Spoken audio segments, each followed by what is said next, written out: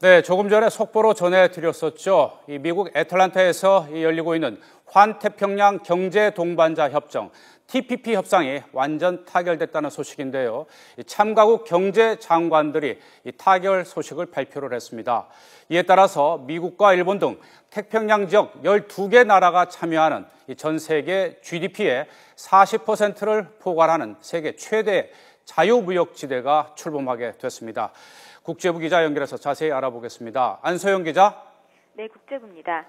네, 애초에 이번 협상 마지막에 결렬 가능성이 크다는 이 전망도 있었는데 이 협상이 그래도 타결이 됐군요.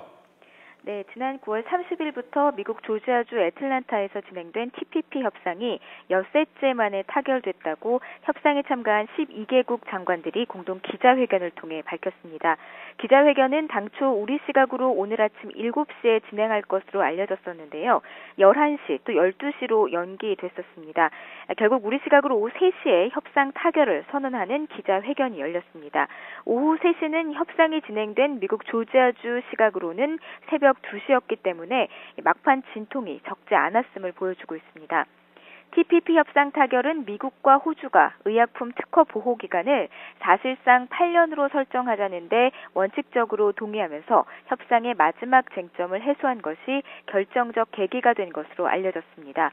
미국과 호주의 의견 접근으로 호주 외에도 의약품 특허 보호 기간으로 5년을 요구했던 나라들이 사실상 8년, 즉 협정상으로는 5년으로 정하되 각국의 기존 제도를 통해서 사실상 8년까지 의약품 특허가 보호되도록 하는 이런 안을 수용한 겁니다.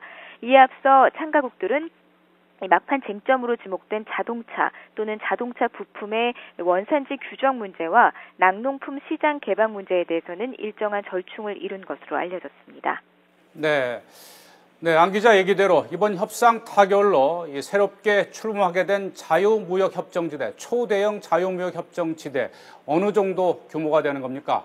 네, 이번 협상에는 미국과 일본을 비롯해서 캐나다, 베트남, 싱가포르, 또 뉴질랜드, 칠레 등 12개국이 참여했습니다. 전 세계 200여 개의 나라 중에 12개국만 참여했지만 국내 총생산 GDP 규모로는 전 세계 GDP의 40%를 차지하는 초대형 자유무역지대라는 점에서 국제교역과 또 경제 질서에 상당한 영향을 미칠 것으로 예상됩니다.